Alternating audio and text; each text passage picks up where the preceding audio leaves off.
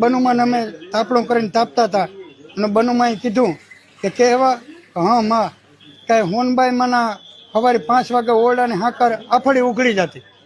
એવા 3 દિવસ બનુમાં કે ઓરડાની હાકર ઉઘડી ગઈ. પછી મેં ચોથે દિવસે રાતે બનુમાને હોનબાઈ માને બનુમાં કે કીધું કે હે હોનબાઈ માં ઓરડાની હાકર 5 વાગે કાં ઉઘડી જાય, કંઈ હોય તો મને હરું ભરું આવીને વાત.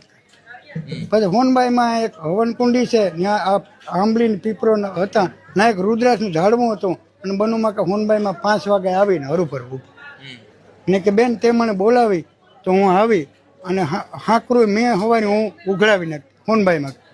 પછી કે હોનબાઈ બનુમાં કે શું વાત છે બેન, કે મારે આ જગ્યા જાગૃત કરવી.